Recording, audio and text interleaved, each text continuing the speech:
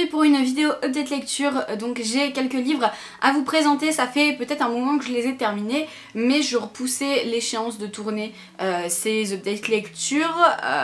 Après il faut savoir que je n'ai pas lu beaucoup ces derniers temps, et même cette année globalement je n'ai pas lu. À l'heure à laquelle je vous tourne cette vidéo, on est le 2 janvier. Je peux faire donc mon total livresque de l'année 2021 qui est de, attention au roulement de tambour, 24 livres. C'est incroyable, vraiment, c'est vraiment incroyable comparé à l'année dernière où j'avais dépassé les 60 il me semble. Enfin, j'ai pas réussi à me mettre à fond dedans, alors peut-être que j'ai lu moins de mangas, moins de BD, donc déjà ça, c'est des livres qui se lisent rapidement, mais voilà. Après l'année dernière j'avais lu aussi des classiques assez courts, donc du coup ça m'avait aussi aidé. Mais là cette année j'avoue que il y avait vraiment des moments où je me traînais mes lectures, ou alors il y avait des moments où je ne lisais plus. Et ça s'est ressenti du coup à la fin de l'année sur le bilan, mais bon écoutez, c'est pas grave. On est là aujourd'hui pour parler de mes dernières lectures. Et le tout premier livre que je souhaite vous présenter, c'est Eleanor N. Gray. Pas du tout. Et le tout premier livre que je souhaite vous présenter, c'est London and Shea de Brittany Setcheri dans les éditions Hugo Poche. Alors lui, ça fait déjà un moment que je l'ai lu, je sais plus quand est-ce que je l'ai lu, je sais plus du tout à quelle période. Je vous en parlais régulièrement en vlog pour vous donner un peu mon avis au fur et à mesure. Mais du coup franchement agréable découverte. Je pense que tout le monde connaît à peu près cette histoire. C'est l'histoire de Shea qui est au lycée, et dans ce lycée il y a un garçon qui s'appelle London, et au départ ils peuvent pas du tout se piffrer, ils sont vraiment comme chien et chat, ils peuvent pas du tout s'entendre jusqu'à ce que quelque chose les réunisse, et voilà, du coup ils commencent à créer quelque chose. Pendant tout ce tome là on va les suivre quand ils sont jeunes, quand ils sont au lycée, et franchement j'ai beaucoup aimé. En fait ce qui se passe au début, c'est que je m'attendais à ce que ce soit qu'une petite partie du livre où ils sont jeunes, puisque dans Eleanor N. Gray c'est ça, en fait c'est le début du livre, puisque ça c'est pas vraiment la suite mais c'est un tome compagnon à Eleanor N. Gray. Et du coup je m'attendais à ce que quelques pages soient consacrées à leur jeunesse, à leur rencontre, et après on passe à leur vie adulte. Non, du coup tout ce tome là c'est vraiment ils sont jeunes. Et en fait à partir du moment où dans ma tête je me suis dit non, en fait ils vont être jeunes pendant tout le livre, donc arrête d'attendre le moment où ils vont être adultes. À partir de ce moment là j'ai commencé à vraiment apprécier ma lecture et à me mettre vraiment à fond dans l'histoire, à vraiment ressentir tout ce que ressentaient les personnages, et j'ai vraiment adoré cette deuxième moitié de livre, et j'étais vraiment totalement dedans, et franchement j'ai trouvé que cette histoire était juste trop belle. Je vous recommande, si vous l'avez toujours pas lu, si vous aimez la romance, si vous aimez l'univers plus ou moins lycée, mais c'est quand même bien raconté je trouve. Voilà, enfin il y a quand même des secrets autour de tous ces personnages, il se passait des choses dans leur vie, il y a vraiment des choses qui sont touchantes, et j'ai vraiment beaucoup aimé la relation qu'ont construit London et Shea. Et du coup dans la foulée j'ai lu le deuxième tome, donc là où cette fois-ci ils vont devenir adultes, mais c'est pas directement dès le début du livre, il faut qu'on attende un moment encore une fois pour qu'ils deviennent adultes, et bizarrement j'ai moins aimé cette partie où ils deviennent grands. Je sais pas exactement pourquoi, je saurais pas vraiment vous dire. Finalement j'attendais ça depuis le début du livre, et finalement quand ils deviennent adultes et qu'ils ont une relation adulte, et j'ai beaucoup plus de mal. Là en fait London est devenu célèbre, il est acteur, un acteur reconnu de Hollywood, et Shea elle en fait elle a toujours écrit des scripts, des scénarios de films, tout ça, mais sans jamais être reconnue, sans jamais être publié, ou enfin pas publié du coup, mais bref vous avez compris. Ils se reparlent de temps en temps dans leur vie, ils se recroisent de temps en temps sans qu'il se passe vraiment quelque chose, jusqu'au jour où voilà il se repasse quelque chose, et je sais pas pourquoi j'ai eu plus de mal à m'accrocher à cette deuxième partie, enfin à ce deuxième tome, je sais pas. Peut-être que finalement j'avais beaucoup apprécié quand ils étaient plus jeunes, et que j'avais pas envie de quitter cet univers là. Peut-être que j'étais un peu gonflée de certaines choses qui étaient un peu redondantes, et que je me lassais un peu de leur histoire qui tournait un peu en rond. Je sais pas, je ne saurais vraiment vous expliquer, mais en tout cas ça reste quand même une très bonne lecture, et j'ai passé un très bon moment à découvrir ces personnages et à découvrir leur histoire. Ensuite j'ai lu L'accro du shopping, Fête Noël de Sophie Kinsella dans les éditions Pocket. Ça faisait un moment que je voulais le lire déjà l'année dernière, sauf qu'en fait il venait tout juste de sortir en grand format, et comme j'ai toute la collection en poche, je l'ai pas acheté l'année dernière, et puis du coup là cette année c'était l'occasion rêvée. Il était vraiment genre trop bien. Si vous aimez l'accro du shopping et si vous aimez Noël, là franchement vous êtes servis. Dans ce livre là on va suivre Becky donc tout au long de la période de Noël on va dire. De base Noël devait se faire chez ses parents jusqu'à ce que ses parents finalement, je sais plus ce qui se passe, en bref, relèguent le truc à Becky et c'est Becky qui doit organiser Noël pour sa famille, pour ses amis, tout ça. Et vous connaissez Betty quand elle fait les choses, c'est pas à moitié, elle veut toujours rajouter plein de trucs, plein de trucs, plein de trucs. Sauf qu'en fait elle s'en mêle les pinceaux, elle fait plein de trucs, elle achète plein de trucs qui finalement ne valent pas vraiment la peine puisque enfin voilà, bref je m'égare un petit peu mais l'accro du shopping, c'est vrai qu'elle s'est quand même calmée sur pas mal de choses mais elle a refoulé son truc sur d'autres achats et je trouve ça juste hilarant. Enfin le personnage de Becky est juste incroyable, franchement je pense que c'est un de mes personnages préférés de la littérature parce que je la trouve juste incroyable. Il lui arrive tout le temps des galères, il lui arrive tout le temps des gaffes et c'est juste tordant de rire, enfin tordant de rire, je sais pas si ça se dit. Je trouve que c'est juste incroyable parce que elle est très très bien représentée. J'aime beaucoup sa petite famille, j'aime beaucoup ses amis, j'aime beaucoup l'imagination qu'elle peut avoir, les choses qu'elle peut s'inventer dans sa tête, se persuadant de choses qui finalement est totalement à l'opposé de ce qu'elle imaginait. Enfin, c'est juste incroyable. Je passe tout le temps des moments juste géniaux en lisant ces livres là, donc si vous avez jamais lu l'accro du shopping, allez-y, foncez, c'est juste trop bien. Et en plus là bon c'est ambiance Noël, Noël est passé donc peut-être réservez-le pour l'année prochaine, mais sinon enfin lisez toute la saga qui est juste trop bien. Je crois qu'il y a 8 tomes au total mais ça se dévore vraiment à une vitesse juste incroyable parce qu'on n'a pas envie de s'arrêter, on a envie de savoir ce qui se passe à Becky, enfin ce qui arrive plutôt à Becky, du bonheur, de la joie, du rire en fait assuré en lisant cette histoire. Ensuite j'ai enfin terminé depuis tout ce temps Shades of Magic de V. Schwab dans les éditions Lumen. Si vous avez suivi mes aventures dans mes vlogs, vous savez que je me le suis trimballé pendant vraiment des semaines et des semaines et j'arrivais pas en fait, enfin je le mettais sur pause, je lisais d'autres livres en attendant, je replongeais dedans, enfin vraiment j'avais du mal alors que finalement l'histoire était juste, enfin l'histoire est vraiment très bien faite, c'est juste que mon cerveau était récemment habitué à la romance je pense et du coup me mettre dans un univers un peu plus compliqué, un peu beaucoup mieux construit on va dire que ceux des romances, ça a fait que j'ai eu du mal à chaque fois quand je lisais quelques pages, j'étais là genre vas-y j'en ai marre, donc je reposais le livre et je repoussais l'échéance jusqu'à finalement me dire ça y est je le termine puisque j'en ai marre de me le trimballer, j'ai envie de savoir quand même ce qui se passe à la fin, j'aime beaucoup les personnages en plus. Donc voilà, je l'ai enfin terminé. Si vous ne connaissez pas l'histoire de Shades of Magic, on va se retrouver dans un univers où on va avoir 4 Londres. Le Londres rouge, le gris, le noir et le blanc. Et on va suivre 2 personnages. Donc le premier c'est Kel, donc le monsieur, qui est un Antari qui a un pouvoir, enfin des pouvoirs. Notamment celui de traverser les Londres, puisque les Londres en fait sont des Londres dans des mondes parallèles on va dire, enfin si on habite dans le Londres rouge on peut pas aller dans le Londres blanc à moins d'être un Antari comme Kel, mais sinon personne peut traverser les mondes. Et on va voir Lila qui est juste là, Lila qui de base n'a pas de pouvoir, enfin juste comme ça elle vit dans le Londres rouge et en fait ils vont se rencontrer, enfin bref il va se passer des petites choses, tout ça, des petites aventures. Je vous en dis pas plus, si vous avez toujours pas lu l'histoire franchement allez-y parce que si c'est vraiment votre genre de prédilection, enfin un genre que vous aimez bien, je pense que vous allez vraiment kiffer parce que il est super bien construit comme univers, les personnages sont très bien construits aussi, c'est assez visuel je trouve quand on le lit et voilà franchement il est juste trop bien et en fait une fois qu'on est dedans on a envie de savoir ce qui se passe.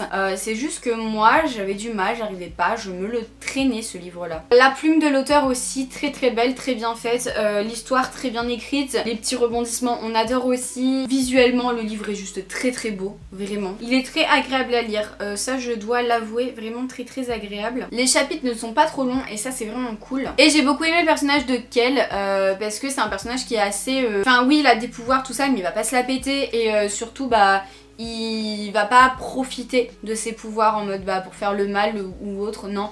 Il essaye vraiment d'utiliser ses pouvoirs à bon escient et ça c'est vraiment cool parce qu'il pourrait vraiment se la péter et faire n'importe quoi comme un autre personnage qu'on a dans le livre, mais lui ça ne lui arrive pas et enfin peut-être que ça va lui arriver par la suite puisqu'il y a encore 2 autres tomes. Enfin ouais je trouve que c'est bien construit, toute la petite histoire autour de tout ça. Je pensais qu'en fait l'histoire principale qu'on a vraiment dans le livre, sans vouloir vous spoiler de traverser pour ceux qui l'ont lu, allait se résoudre à la fin, enfin qu'ils allaient tout résoudre ça à la fin, et en fait pas du tout. Donc du coup je pense que bah, c'est ce qui se passe dans le tome 2 et 3. C'est vrai que ça me donne envie de lire la suite, mais je me dis si je vais traîner encore ce livre ça va m'énerver, il faut vraiment que je sois à fond dedans et déter à le lire. En tout cas vraiment c'était une bonne lecture malgré sa longueur dans le temps, mais c'était vraiment très très bien. Ensuite je vais vous parler d'un manga avant de vous parler des 2 romances de Noël que j'ai lues, et c'est le manga Your Name de Makoto Shinkai dans les éditions Pika. Je l'ai lu vraiment genre, je crois que je l'ai lu le tout dernier jour de novembre, ouais c'est ça, pour qu'il puisse rentrer dans mon Pumpkin automne. D'ailleurs les livres que je vous présente, il me semble que ce sont des livres que j'ai mis dans le Pumpkin, je sais plus puisque comme j'ai lu vraiment j'ai pas du tout respecté ma pile à lire, vraiment c'était un carnage. Donc je ne saurais vous dire, allez regarder ma vidéo pâle du Pumpkin si vous voulez. En tout cas celui-là était dedans. Your Name du coup je l'ai lu assez... non rapidement non, puisqu'en fait je l'ai lu en 2 jours parce que bah j'avais pas le time. Donc bref, c'est l'histoire de, je sais plus comment il s'appelle, Mitsuha, et de ce garçon là, Taki, qui en fait vont se réveiller dans la peau l'un de l'autre plus ou moins. Et du coup enfin ils comprennent pas vraiment au début, et puis en fait à la fin ils se laissent des messages tout ça. Je sais pas quoi vraiment vous dire. Les deux ils sont dans un lycée et en fait c'est un peu bizarre. Par exemple elle se réveille un matin avec l'âme, enfin la personnalité, l'âme de lui qui est à l'intérieur de elle du coup. Et en fait enfin il comprend pas qu'est-ce qu'il fout dans son corps, il connaît pas sa famille, ses amis tout ça, enfin et sauf qu'en fait autour d'eux, bon il y a des gens qui captent un peu qu'il y a des trucs chelous, mais personne se doute. Enfin après en même temps, enfin imaginons ça nous arrive dans la vraie vie de tous les jours, je pense que personne va se douter donc c'est possible quoi. Voilà, c'était sympa mais j'étais pas non plus genre subjuguée par le truc. Après il faudrait que je voie le film comme je l'avais dit en vlog et j'ai toujours pas vu. Je pense que ça peut être pas mal.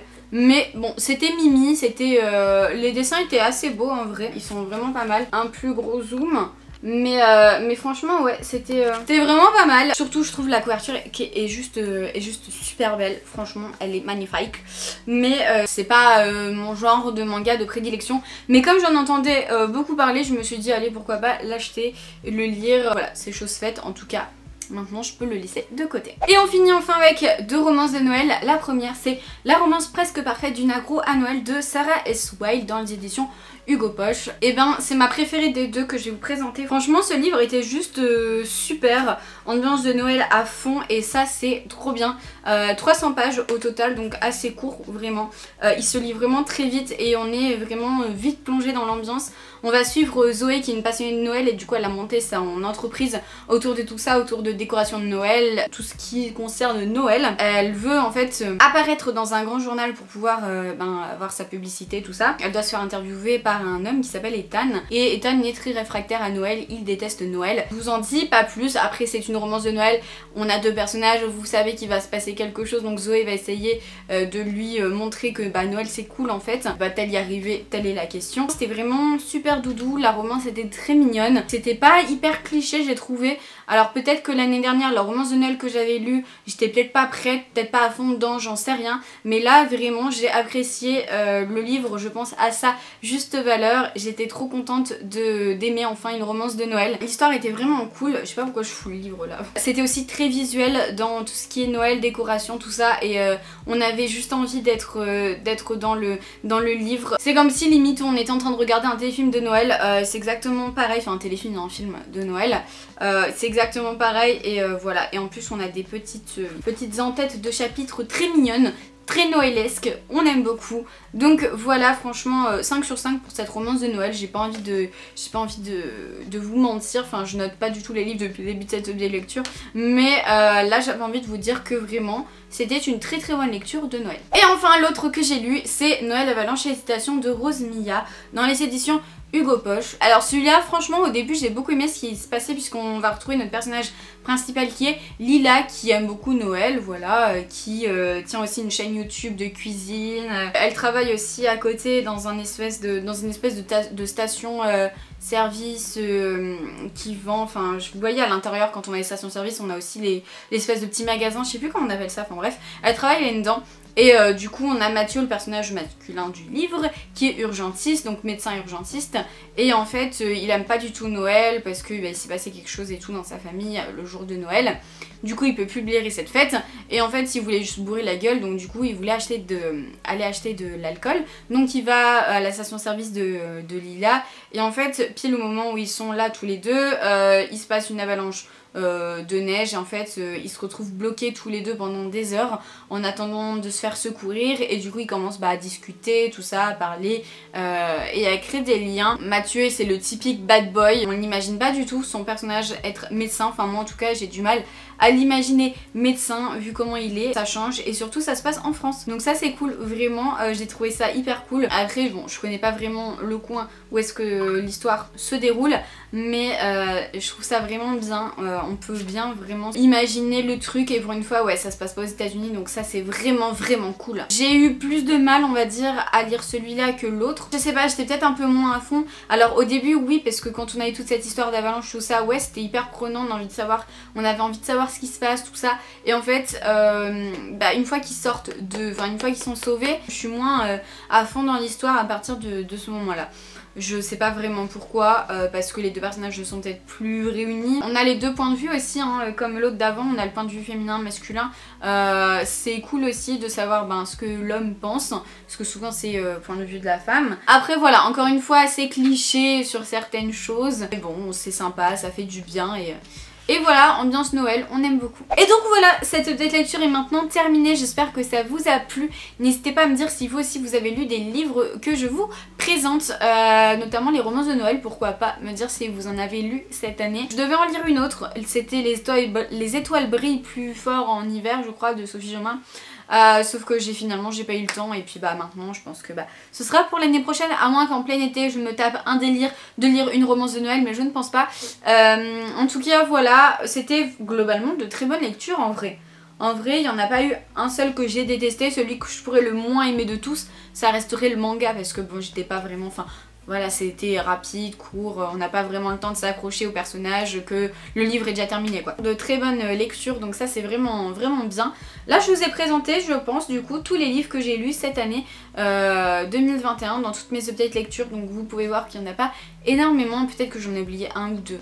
En vrai c'est possible, parce que des fois j'oublie certaines choses. Je vais essayer de lire plus pour l'année prochaine, mais je ne me fixe pas d'objectif, puisque ça va me stresser sinon tout au long de l'année. Je verrai au fur et à mesure de l'année. Je lis à mon rythme. Si ça doit être moins, ce sera moins, tant pis. Mais si c'est plus, ce sera plus, et c'est cool. Je vais essayer aussi de moins acheter, ce serait bien, vraiment, puisque comme je ne lis pas beaucoup, ça sert à rien d'acheter plus. Mais bon, après on dit ça tout le temps, on ne le fait jamais, n'est-ce pas? Mais voilà, mais je pense que cette année quand même je me suis pas mal calmée, enfin surtout cette fin d'année, je me suis vraiment bien calmée niveau achat livresque. Puis je me tourne aussi vers les poches, donc c'est mieux aussi pour mon porte-monnaie. Je vous remercie d'être arrivé jusqu'à la fin de cette vidéo, n'hésitez pas à liker cette vidéo si ça vous a plu, à vous abonner si ce n'est toujours pas fait, et moi je vous fais de gros bisous, puis je vous dis à la prochaine, ciao.